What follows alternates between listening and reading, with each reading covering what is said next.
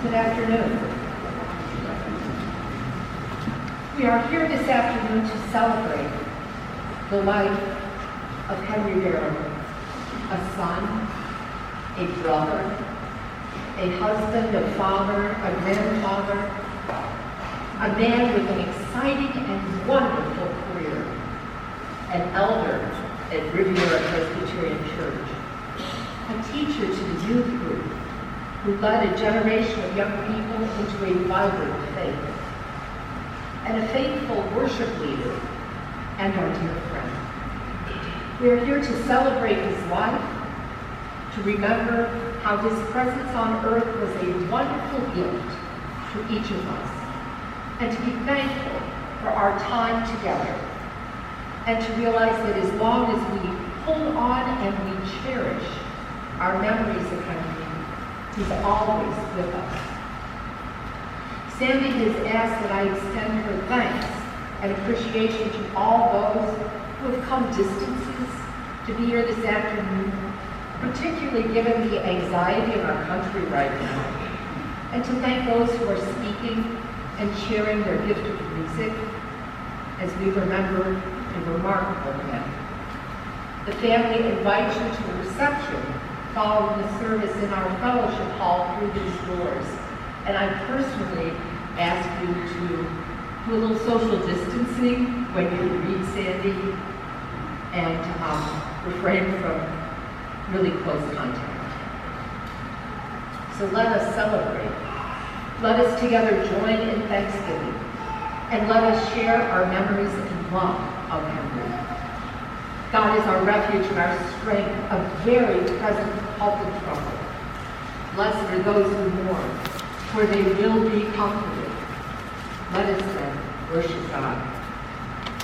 My peace I leave with you, my peace I give to you. I do not give to you as the world gives. Do not let your hearts be troubled, and do not let them be afraid. Join with me in the call to worship. Jesus said, I am the resurrection and the life. And all who believe in me, even though they die, they will live. And whoever lives and believes in me will never die. Come to me, all you who labor and are overburdened, and I will give you rest. Our help is in the name of the Lord, who made heaven and earth. Praise the Lord. The Lord's name be praised.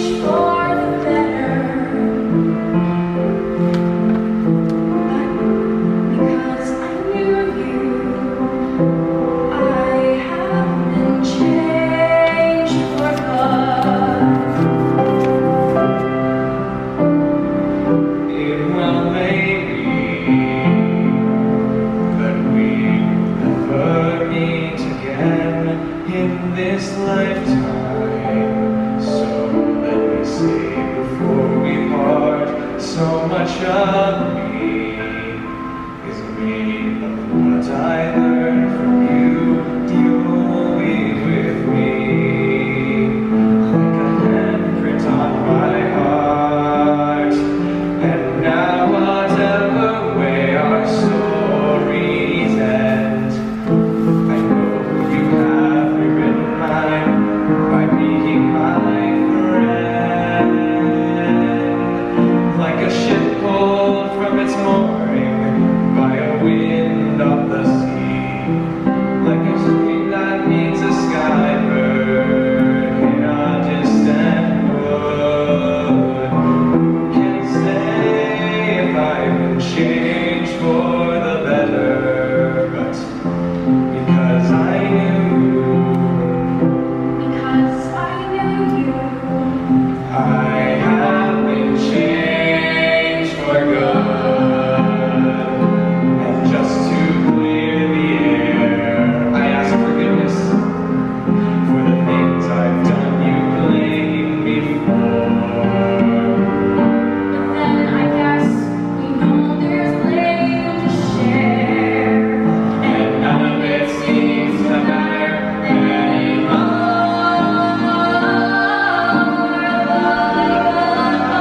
Like a ship pulled from its mooring by a wind of the sea, like a sea drop on its water in a distant wood.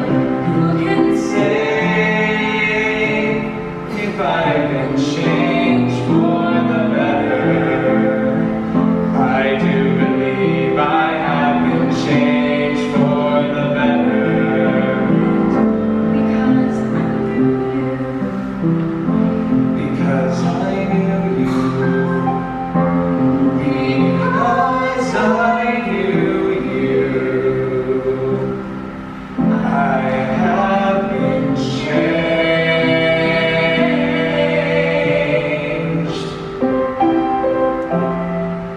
for good.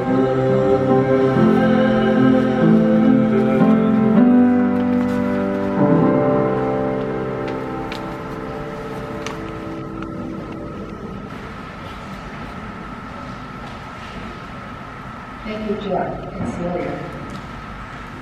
The prayer of St. Francis of Assisi is one of my favorite prayers, and it is appropriate to pray at the memorial service of a person like Henry, who lived a faithful life. It's a prayer that speaks of our faith in action, that our faith is not a passive thing, but is lived through our actions and the ethic by which we live. Henry was an active member of this church. He and Sandy were married here. They raised Tracy here. And Henry served in many leadership capacities and ministered with hospitality and love to anyone who entered these doors. Henry definitely lived a life and lived out his faith. Let us together pray St. Francis' prayer. Lord, make me an instrument of thy peace. Where there is hatred, let me sow love. Where there is hatred, pardon. Where there is doubt, faith. Where there is despair, hope. Where there is darkness, light. And where there is sadness, joy.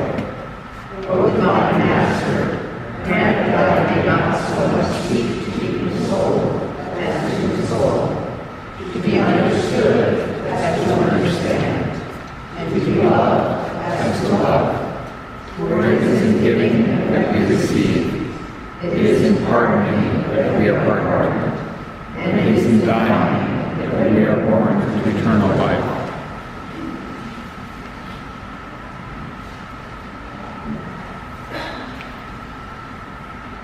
Good afternoon. Thanks everyone for coming on behalf of the family. We were going through a lot of things, and we found here the original poem that Henry wrote to Tracy many years ago. smudge of dirt lies on her cheek, next to the nose, glistening with sweat. Chocolate stains the corner of her mouth. Her ever-changing eyes are tired now. Her hair is in disarray. Upon her knees rests a Band-Aid. Upon her shoulders rests the weight of her world. It's times like this my little girl needs her daddy. Her daddy's arms and his tender words, and a little pat on the back that says in one simple gesture, "I love you, darling daughter, and there's nothing Daddy wouldn't do to make you happy and secure."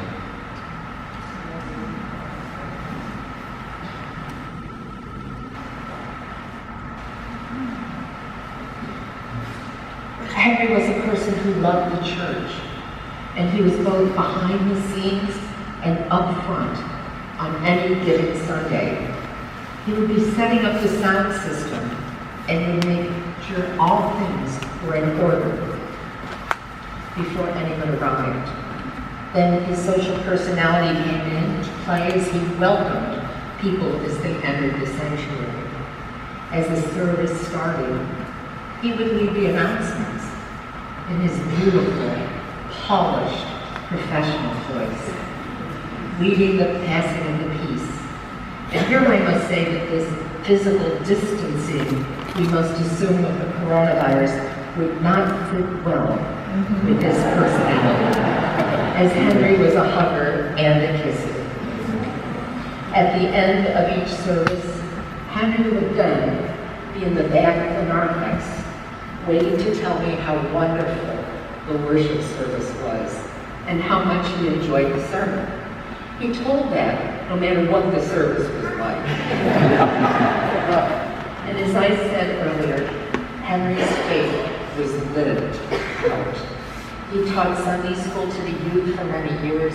He helped cook the Super Bowl Sunday lunch, the Thanksgiving pancake breakfast, and he and Sandy hosted the whole congregation to their home for Christmas Eve. When Sandy and I were planning the service, I asked what scripture passages we should use, and she said he didn't have a favorite scripture, and I believe that. He loved all of it. So I will take just a few scripture passages which speak to me of God's gift of life and love. When I need to comfort myself in someone's death, I recite this verse from the first chapter of Job. Verse 21, "Naked I came from my mother's womb, and naked I shall return there. The Lord gave, and the Lord has taken away. Blessed be the name of the Lord." Henry Barrow was a gift from God. He had a very full life and touched ours and others in so many ways. First and foremost, he was a husband. He really was a wonderful husband. He was a wonderful father and a proud grandfather. Jack, I remember when you got taller than him. But one must also mention one of his gifts is that, well, Henry had rhythm. He had a jazz tune in his mind at all times, and his fingers often moved as if he was playing his trumpet as his mind was singing a song. And Henry's life was multifaceted, and God gave him so many gifts, which he used throughout his life and his career. He had a beautiful and commanding voice, which allowed him to work on television and on the radio. He loved sports and had an illustrious career as a sports announcer. He enjoyed wine. He really enjoyed wine. and later, he turned that passion into a career as well. And as I said earlier, he was a very active member of his church. Henry was a social person, and he and Sandy loved to entertain. My guess is most of us here have memories of their warm and accepting hospitality in their home. The world is a little dimmer since God has taken Henry back, but we all thank God for the gift he was to each of us. The Lord gives, and the Lord has taken away. Thanks be to God. The second scripture passage is the one you expect to read at a memorial service. We memorize it as little children so it can bring hope and comfort to us in difficult times. And perhaps as we enter the unknown territory in the days ahead, we'll be reciting this to ourselves. But let us now together say the 25th Psalm. The Lord is my shepherd, I shall not want. He maketh me to lie down in green pastures. He leadeth me beside the still waters. He restoreth my soul. He leadeth me in the paths of righteousness for his name's sake. Yea, though I walk through the valley of the shadow of death, I will fear no evil, for thou art with me. Thy rod and thy staff, they comfort me. Thou preparest the table before me in the presence of mine enemies. Thou anointest my head with oil. My cup runneth over. Surely goodness and mercy shall follow me all the days of my life, and I will dwell in the house of the Lord forever. Henry was on the search committee who brought me to Miami. In just the first hours of my being here, I was, as you might expect, at Henry and Sandy's house for dinner. And I was so struck by Henry's admiration of Sandy. And he took me down the hall to show me a collage that hung there, and it was of photos of Sandy when she was working in retail and she was modeling. And she was striking. And as he showed me the collage, he proudly told me, Sandy's the most beautiful woman in the whole world. And he told me then, for the first of many times, how they met and got together. This story, which you all know, goes like this. His band was playing one day, and in the audience was this pretty young woman who stayed afterwards to meet him. She then showed up at other gigs his band had, and they would talk. After a few weeks, Sandy invited him to her birthday party, and he accepted the invitation, asking how old she was going to be. He was shocked to find out she was still in high school, as he was at UM. He did ask her father if they could go out and date, and was given permission. And Sandy agreed to go out with him under one condition, that he attend her church, this church. In the past 2 years, as Henry's death declined, he would at times get agitated, and I could calm him down by telling him his love story.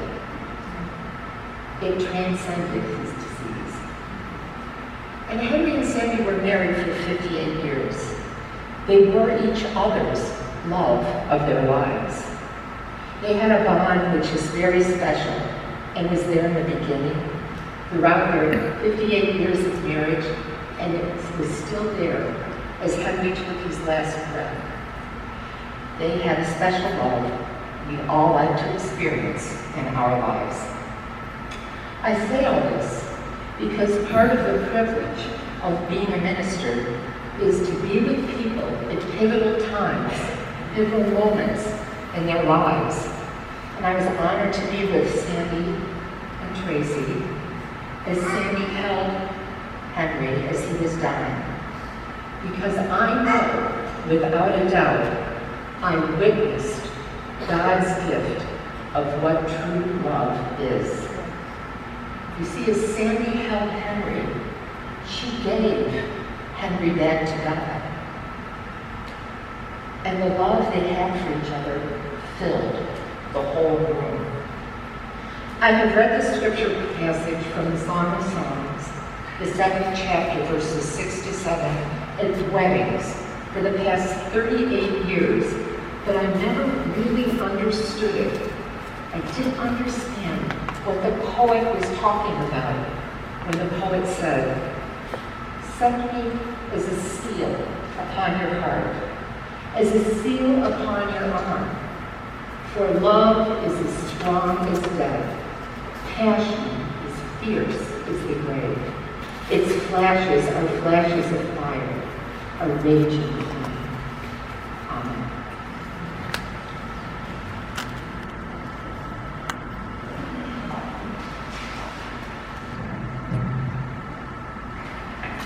Let me start off by saying, wow, what an incredible life led by wonderful men. My grandfather was not only able to get a dream job, but he created a wonderful family. He wasn't ordinary in the sense that he had the sheer wisdom and altruism possessing him. I am not going to sit in the dwelling of losing someone near and dear to me, however, as that is not what he would want. He told me a long time ago that one day when he died, he didn't want anyone to be sad at his funeral. He was a major wine enthusiast and would entertain others by having wine with them. But my father will say that indeed no one cleaned a glass like Henry Barrow. And see, that is what defines a great person. It is not only someone who will shine bright when everyone is watching. It is defined by what people don't see. The actions taken while no one is watching. When I told he also cared a lot about others. A couple years ago, I met a girl who is very important to me. When I told her, his immediate response was, "Let's have her over for family dinner." She came up, and it was really incredible. It was really wonderful to watch her meet him. I would get sick as a little kid. I'd have to spend the day at my grandparents' house. My grandmother did an excellent job taking care of me, but my grandfather would be very helpful in making me forget about being sick by showing me pictures of my family as my mom younger and everything. I remember as a kid, still remember it like it was yesterday, going to this, he even had one of those nasty little red cherries on it, didn't touch that. So obviously when we get there, had to drive in his car. Now this was a 2002 Jeep, so it didn't have Bluetooth or anything, fancy for audio. He would put in the same CD every time and play the same song. I would like to dedicate this next song on the piano to my grandfather, called "I Will Follow Him."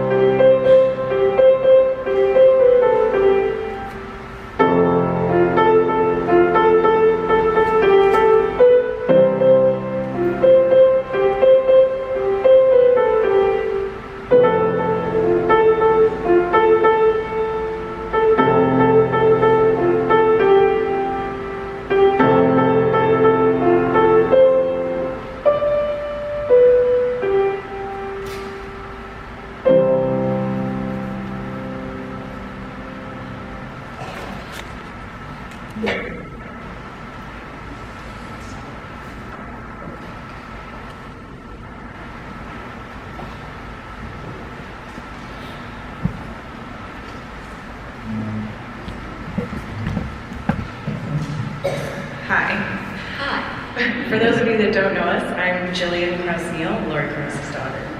I'm Lulu Wong, and I was in the youth group with Henry.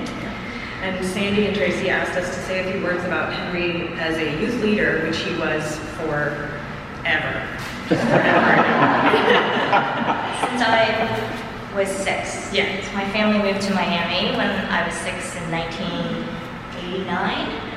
So that's basically how long I've known this church and this family. Yeah. I was 2 when you moved here, and Elizabeth Gorgas was also going to speak today, but she got stuck in Chicago with her children because of the coronavirus. But she and I had been talking for weeks leading up to this about what on earth we would say, because we couldn't think of what to say about Henry. He was just a mainstay here. He was just always here with us. Yeah, I mean, when friends asked me, why I was going to Miami and, whose funeral it was, I was struggling to figure out how to describe it, because it seems like Sunday school teacher doesn't quite. Youth group leader in no way encapsulates what he actually was to us. So I just basically was telling people that it was my grandfather. Yeah. I said he was our patriarch. He was our surrogate dad. He was like air in Riviera. Elizabeth said, I can't imagine not going because I think I have to go to see that he's not there, because I can't, he's always there. He was always here. We would come home from years away at college or whatever, and he would be here with his hair perfect and his bell-ringing voice, and he was just like air. He was always here. She did tell me one thing that she's like, this is the only thing I can think of to share, but like he always told me I was his favorite. I hate to tell Gorgas this, but he told me the same thing. He also told me repeatedly that I was his favorite, and he would look me in the eyes and he's like, no, but really, you're my favorite. Apparently that's what he said to Liza too, so. Well, we're clearly improvising, but we have some, I guess we wanted to just share some stories and memories. One of the things that Henry would always say to me every time I came back, every time I saw him, was he would say, remember when you were little and you would leap off a chair and climb onto my back? And I kept doing that until I was like a teenager, until finally people were like, maybe you shouldn't do that. It's not, you're getting much larger and it might not be good for his back. And so it was kind of like, that was like a real coming of age moment. I was like, no, I can't jump on Henry's back anymore. I remember a moment where I went to Sandy and Henry's house and I asked permission to take off my shoes. And for those of you that know me, like that must have been instilled in my head from some other adult source, because he looked at me like I was nuts and he said, you wouldn't be you if you didn't take your shoes off in my house. Like, why would you even ask me that? That's the thing about Henry. We were all reminiscing about him through FaceTime with Elizabeth and us yesterday, and With cocktails by the pool, and just laughing our heads off, because he really accepted us for who we were. He would say to the other person, well, that's Elizabeth, or that's just, this person. It felt like he really knew us and he really accepted us for who we were, which is also, I just learned yesterday why I think he sat at the back of the church to actually prevent us from leaving. That was what the rumor was that Elizabeth told us yesterday, because he never did, though. He never prevented us from leaving. We would say, hey, Henry, like, we're bored, we're gonna go get smoothies, and he'd be like, I didn't see you. Exactly. When I got older and I left Miami and I was dating, men that I go on dates with would be like, wow, you really know your lines. You really know how to pick them. And I would say, Henry Barrow, because he always told us that he was going to train us not to be a cheap date. And so from the time before I was even technically supposed to be drinking wine, I knew, what wines to choose. Yep. And from the time we were little kids, he would put a little drop of, just a drop of wine in our water, so that we would get accustomed to the flavor. I do remember one spring break, I came home from college after I was of age, and apparently I had graduated to pomegranate martinis. I didn't choose them, he chose them for me, and that was a fun night. But he, at least, So you're ready now. so I hear. But he also played a joke on me when I was like a young teenager, and Mom and I were, and I think Warren, were staying at the cabin in the Blue Ridge Mountains, and he had left a note on my bed with a string tied through a hole in the note, and he said, follow this string for a surprise. And I followed this twine all the way through the house. It was like wrapped around trees in the backyard. It led all the way down to like this beautiful burbling riverbank, and the river was freezing, and it, tied at the end of the string was a small bottle of wine. I was like, oh my God, it's for me. And it was Sutter Home White Zinfandel.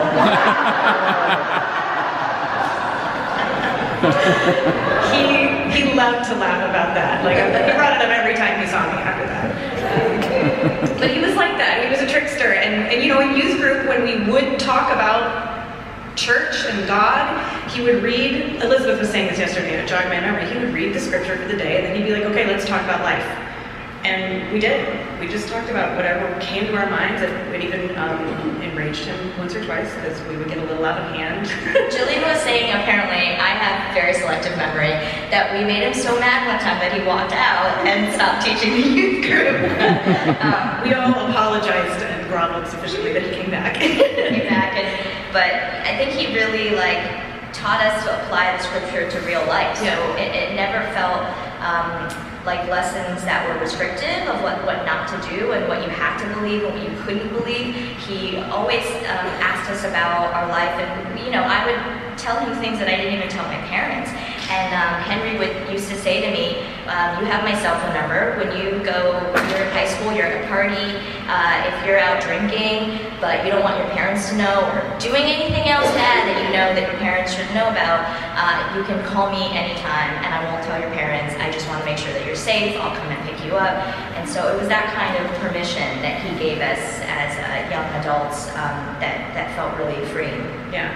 He was maybe the first person that really let us all be ourselves, even as the collective ragtag mess that we were. I mean, we were just such different people, and we had weird age ranges, and I mean, he let Elizabeth be a witch. We talked about all kinds of, we talked about all kinds of religion in youth group, outside of youth group, and we lived for the annual Christmas Eve party, at Henry's house. Henry and Sandy would throw these epic parties, and that was where we got to be together as a family.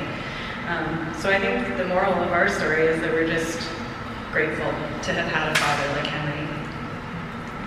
Yes, and I think that absolutely he would want more than anything that we all celebrate rather than mourn, and that there was lots of good wine and music and dancing and laughter.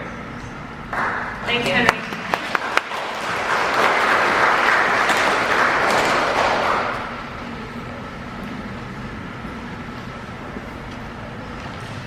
Good afternoon. I'm Cecilia Scherer, my husband Ron, and Henry's wife Sandy, a brother and sister. I had the pleasure of knowing Henry for more than 50 years.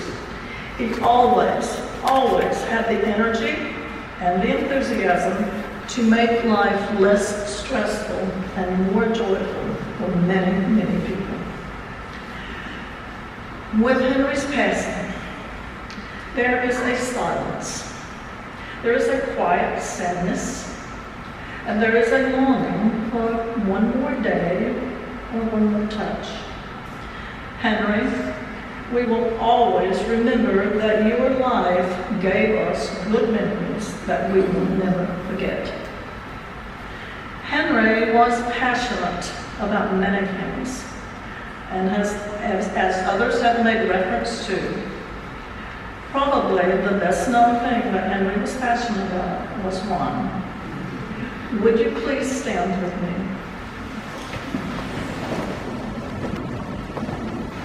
Henry did not look at wine just as environment. Henry looked at wine as an art form. Now, will you please raise an imaginary glass and let us toast our good friend, our father, a family member, and our husband, Henry Barrow. Here. Let us remember Henry all the ways that his life touched ours. May our treasured memories of him keep us strong and keep him forever in our hearts. Thank you.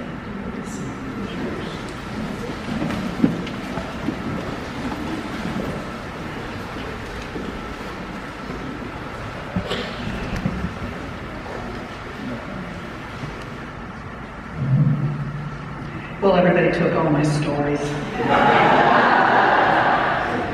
Which is something to say about Henry's life in this family of faith and in his community and in his family. That we don't have separate stories. Because for Henry, everyone was in the same family. And all of the stories that all of us had were knit together by the astonishing hospitality and expansive personality of this amazing man whose life we're celebrating. Before I share a few stories, I'm so grateful that Lulu came and Jillian came, but I'm also incredibly grateful there's a lot of other youth group kids of Henry's here, and I would ask if you would all just stand right now.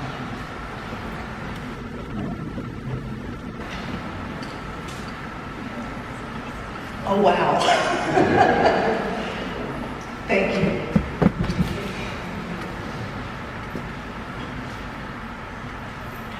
I met Henry the first day I came to South Florida because Sandy Barrow was on the committee that called me to Riviera. Barrows are always on the call committees because they have good sense. And there are not so many things that I remember about that dinner party, except that it was the first meeting with a call committee that ever started with people meeting me at the door with margaritas and wine. I didn't learn this till later, but all of the non-committee parts of this group who were doing their first interview with me and Jillian's dad, Rick, were instructed that they were not to ask any questions, that this was a social gathering, and that they were strictly enjoined from talking about things or trying to pry into, who we were, because that was really the committee's work. Well, okay, you know Jack Admire and you know Henry Barrow. So much for that. So my first memory of Henry was of him asking me about politics. While we were drinking at a dinner party where I was just about to have my first interview as to whether I'd become the pastor of this church. And Henry kept asking me all these really pointed political questions. This was in 1988, spring of 1988. And I kept thinking, what am I supposed to say? And when I didn't really answer specifically, he would just sort of go off on a riff about whatever the politics were, and by doing so, gave me a really strong sense that, this was a church where probably I would feel very much at home, that I would be able to speak my truth, that I would be able to listen to the truth of others, and that when it got a little rough, somebody would pass around another round of wine and we would be at peace together. So my first memory of Henry was of a person deeply engaged politically and more than willing to draw a stranger into that circle of meaning, because for him to be engaged politically was to be about caring about this world and this community and how people were being cared for by this world and by its politics. I have more memories of Henry than I can ever share, and Henry probably would have been a little bit surprised to know that I was completely unable to write down a single word or narrow what I wanted to say in any way, because he would always say how great the service and the sermon were after church, no matter what had happened in worship. So the second memory that I want to share is a memory of what was for me, I think, probably one of the worst days and nights of my life, when Jillian's dad, with whom I was co-pastor of this church for 4 years, and I came to the conclusion that we had to end our marriage and that we were also probably going to need to resign. And we talked to our personnel committee, but we were told not to talk to anybody else. And one night I sat at home alone, coming to terms with the incredible pain and brokenness, both in our family, but in our family, in this place. And I couldn't talk to my 5-year-old daughter, and I couldn't talk to anyone. And at 10:30 at night, I was so completely paralyzed in my spirit that I thought I have to run away from my house and I have to go somewhere. And where I went was to Henry and Sandy's house. And at 10:30 at night, I rang their doorbell, and they opened the door, and I burst into tears. And they didn't ask a single question. And they opened the door, and they opened the wine, and I sat down in the living room and cried for an hour and a half. And then I went home and was able to find the courage and the strength I needed to do what I needed to do, and for us to walk our family and our family faith through an incredibly difficult time in all of our lives, but a time in which at every moment Henry had my back. Henry told me it was going to be okay. Henry told me that I was loved, and that the church knew that we both loved them and that we were loved, and that it would be fine. Time after time I heard Henry say that to Tracy. Time after time I heard Henry say that to you. To you. Henry's ability to hold hard and painful moments with brokenheartedness and absolute confidence was astounding. Which is probably why I asked him to teach Sunday school, but then I'm a little bit what I did. And that's the third short story I want to tell you, because I don't know how it is in church these days, and I don't pastor a church these days, but it was always hard to find really good Sunday school teachers who wanted, to do this for any length of time. And Henry had never taught any kind of Sunday school before, to my knowledge, and Henry didn't go to Bible study, and Henry was a great church leader then and now, and was always at everything, but I don't know, I got up one morning and I was convinced that I needed to ask Henry to teach Sunday school. And I think I went to you first, Sandy, and said, I have this weird idea, what do you think? She says, you should just ask him, it's his choice. So I said, Henry, I need to talk to you. And he said, sure, anything. We sat down in the fellowship hall, and I said, Henry, I don't know why, but I have a very, very deep feeling that I need you to teach the youth group Sunday school class. And he said, I've never taught Sunday school. He says, I don't think I'm really that spiritual. I don't think I'm really a very good Bible teacher. And I said, I can help you with any of that if you need it, but if you know Henry and his ability to tell stories and research things and learn things, he didn't need any help. But he looked at me and he said, I don't see myself that way, but I trust you as my friend and my pastor, and if you believe that I can lead these children and help them with their spiritual life, then I trust you and I'll do whatever you want me to do. And he did. And there were many, many times in all of our lives, all of us who parented these now early middle-aged times in all of their lives when they couldn't come to me, or they couldn't come to their mother or their father, or they didn't want to talk to anyone.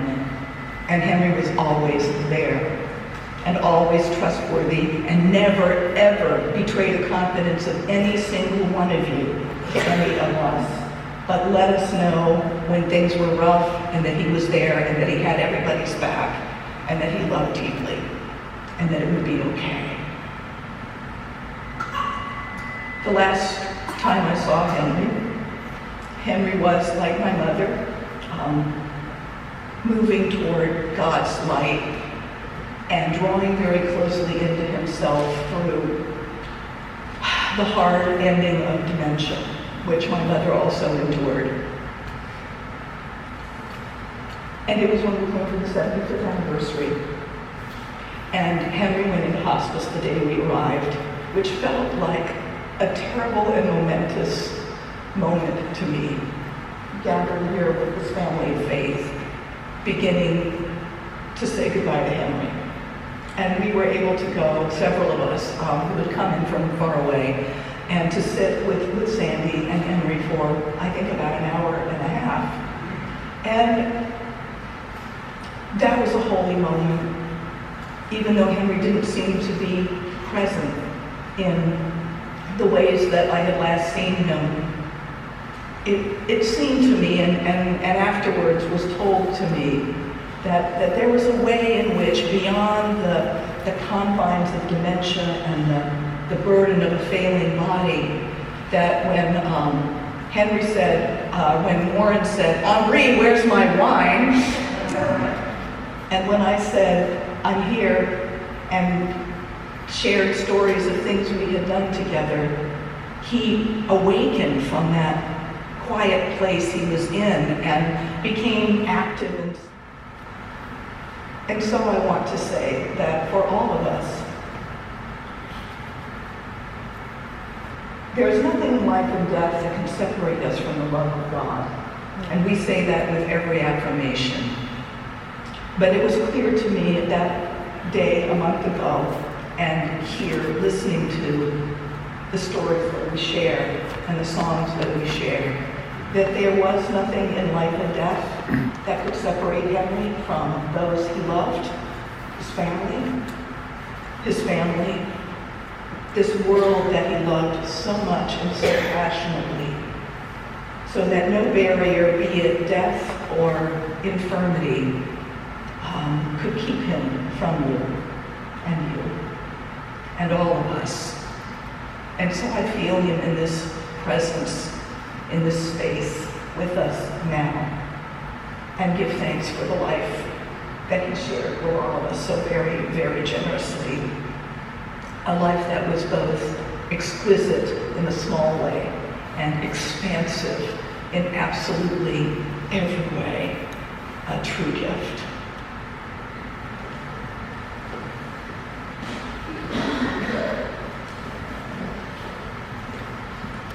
Hello, everybody. That's how my dad would always start his radio shows. Hello, everybody. So my dad taught me about music, and he loved jazz and Sinatra, and he really gave me my love of theater and musicals, and I've taken that into my work and passed that on to my son, Jack. And he would also play things on the CD player or on the tape player for me over and over, and that's how I learned a lot of songs. And one of the songs he would play for me was this old World War II song called "We'll Meet Again." And he loved that song. And he told me when I was about 25 years old, "You're gonna sing this at my funeral." Wow. And I would be like, "Daddy, stop." He'd go, "No. And I'm going to be up in heaven laughing at you trying not to cry." So, we're going to give it a shot. So I always knew I would be singing that, and I always knew it would be with my musical partner, Warren. So I'm very grateful to see you sitting there. So, he always used to say, "That's my kid," and I'd say, "That's my dad." So that's my dad, and sire, if you please.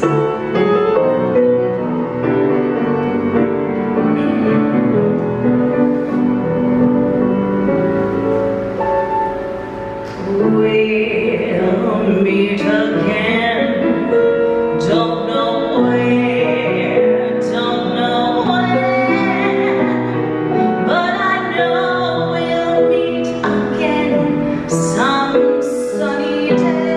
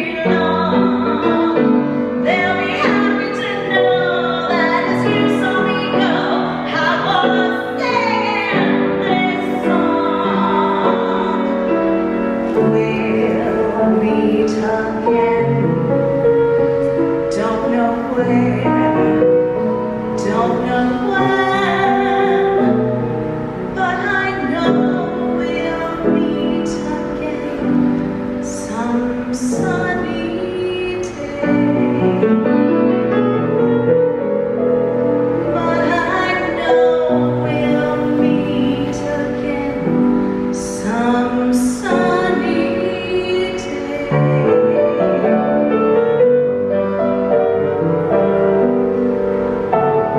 And that's my dad.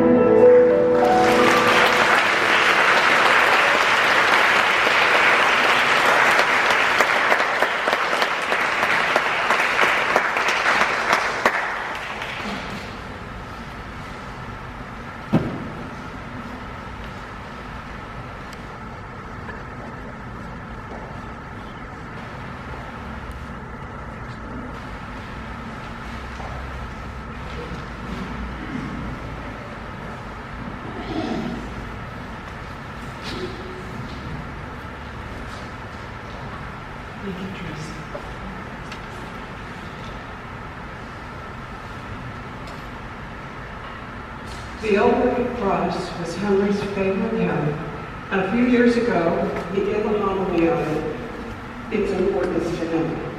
I'm now reading Henry's words. My spiritual life began in my parents' Baptist church. The old rugged cross was for me, I used to believe, an emblem of a simpler time during World War II, when the only things I knew were handed me by my parents and my school. It was a time of innocence on my part. It was a time when I was dependent upon my parents. What I did was determined by them, not me. My friends were my classmates from school, who were also my friends at church. My view of the world and war and the concept of family was shaped by the First Baptist Church of South Miami and the radio programs that magically were transported into my home.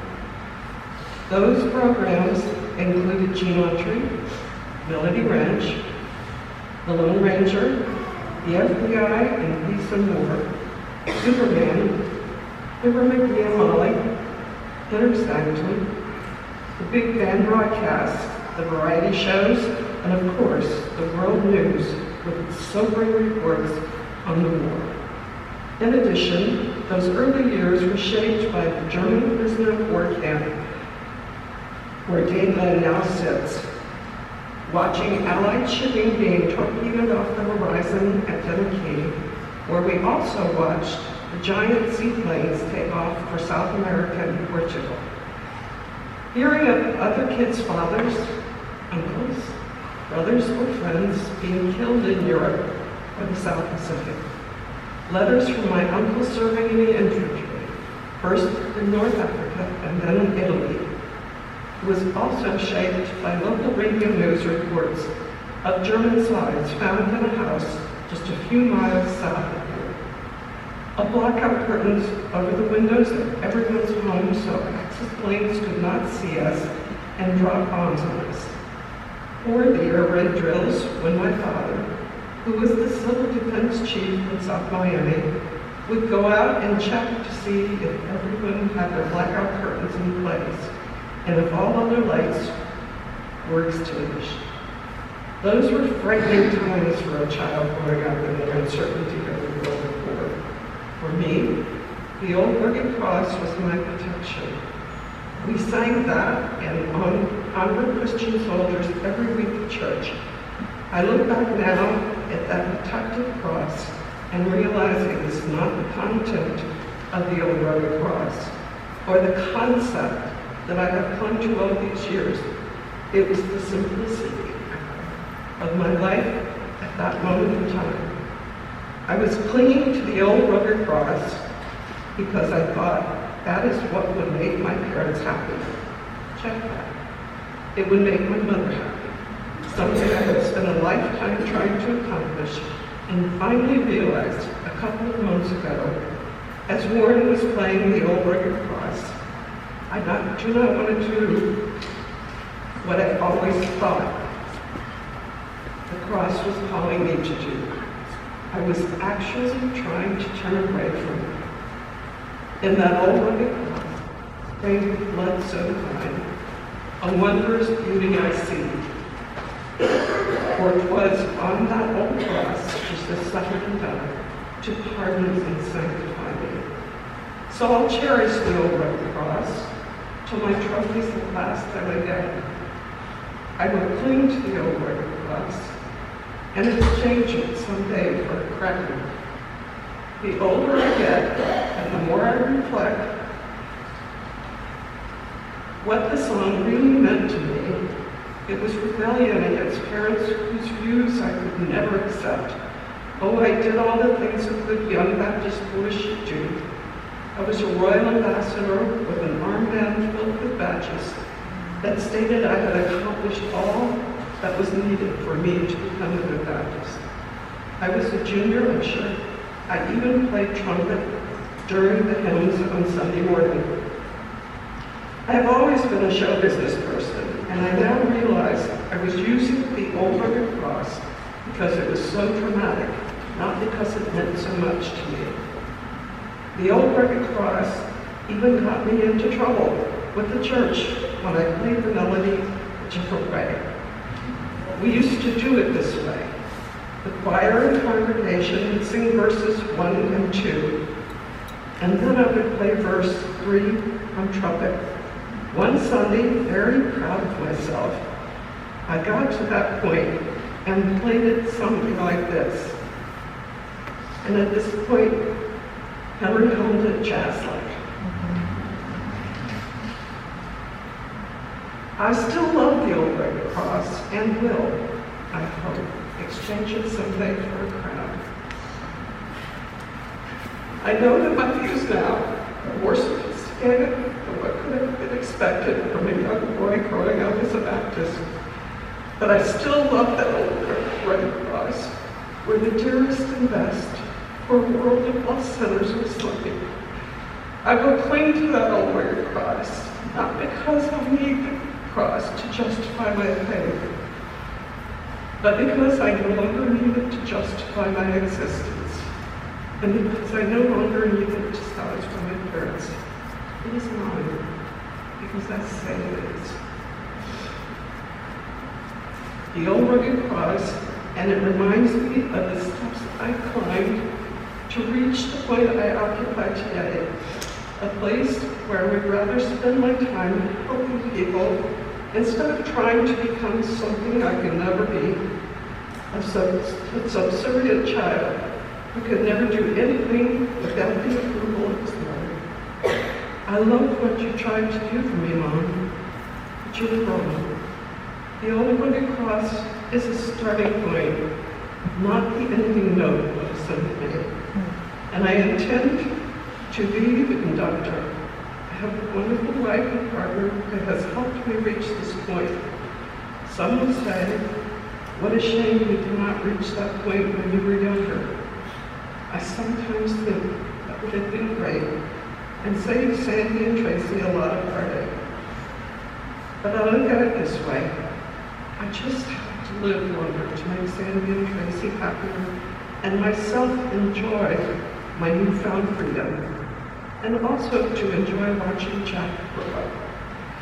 But I still love the hymn, and it's a nice piece of music, especially when it's sung just like as the choir will now sing.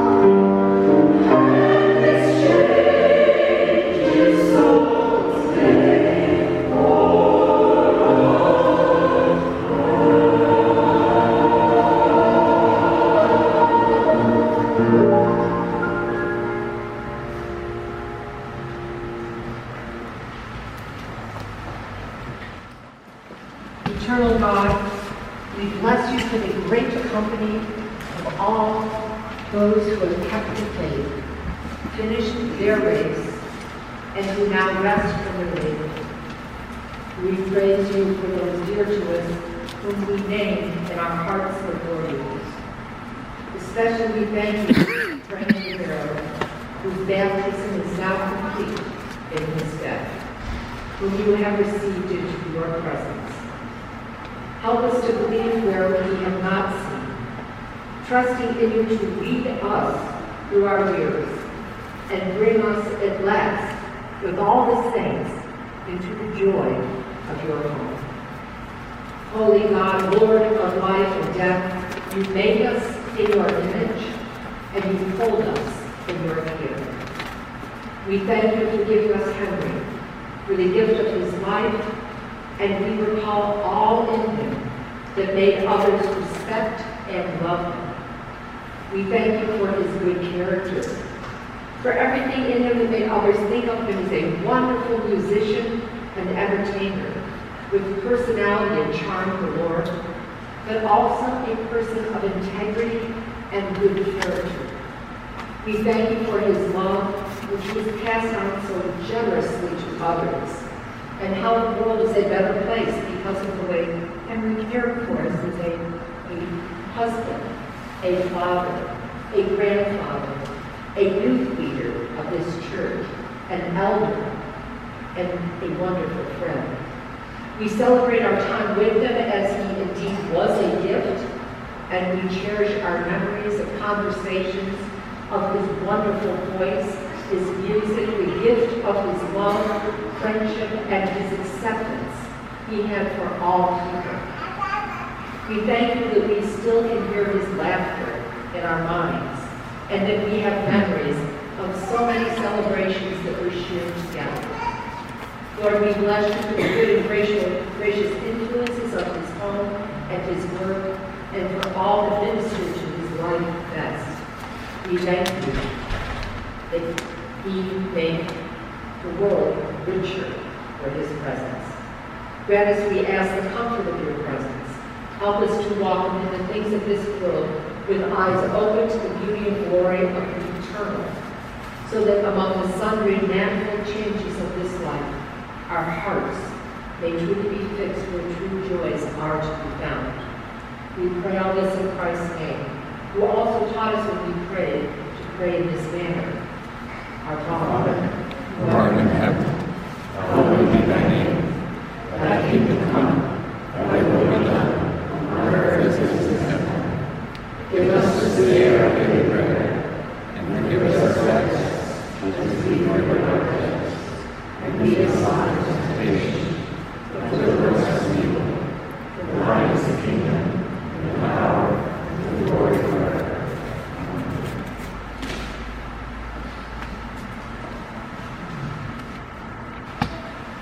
So my dad was an amazing writer. So you got to hear a poem that my husband read beautifully, by the way. And this is a poem that he wrote also. Don't take the narrow road where brambles and bushes obscure your view.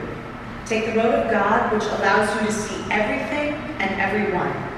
Step out of the shadows where everything is black and white. Step into the light of God, which recognizes all colors, all differences, and where winds blow in all directions. Where wildflowers and cultivated ones bloom side by side. Where peace is achieved through love and understanding, not guns. Where no one tells you who to worship or how to worship. Where God is love, not might, and love is offered to everyone. Don't narrow your view of how others worship their God. Rejoice in the differences. Dream in technicolor, not black and white. Start each day by thanking God for allowing you another chance to tend his garden, till his fields, harvest his grapes, spin his yarns, clean his temple, repopulate the world.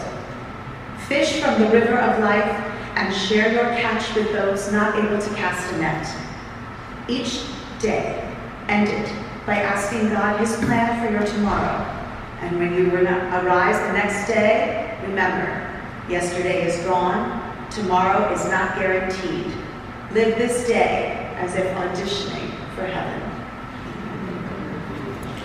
He was pretty cool, huh? We're almost finished, and we will be having a lot of wine later in a few minutes.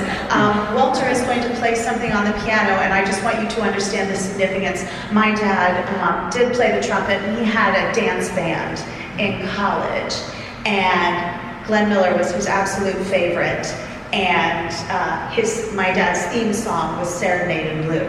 So Walter is going to play my dad's theme. Oh, Warren!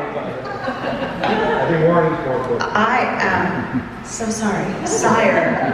If you please, sir. This was indeed Henry's favorite thing to play on the trumpet, and I had the pleasure of playing along with him on many an occasion. So Henry, there's your tuning note. Here we go.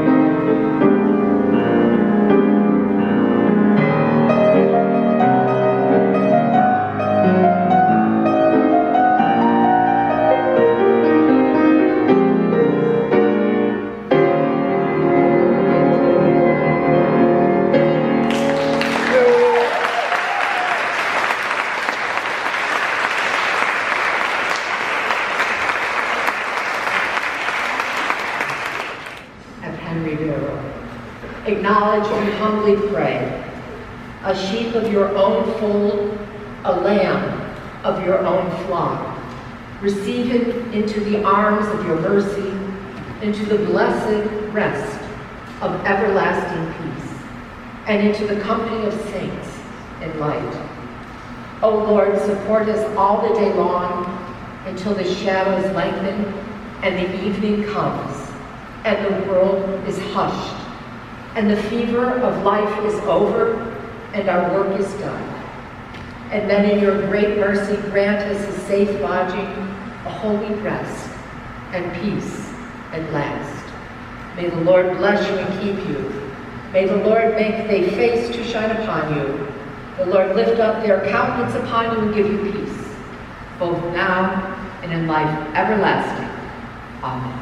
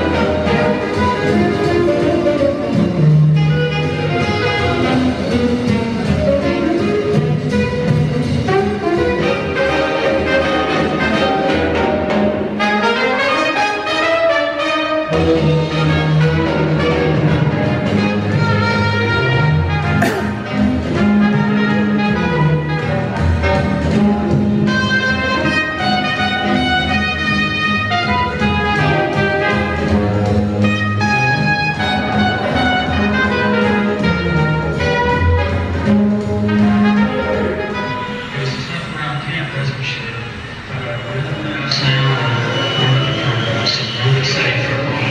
speaking of excitement, tonight not only are we going to chat with Dolphin players and see the new video that Ronnie Lee and Roy Foster made, we're also going to have some Christmas entertainment for you. Shirley Ray is going to be here.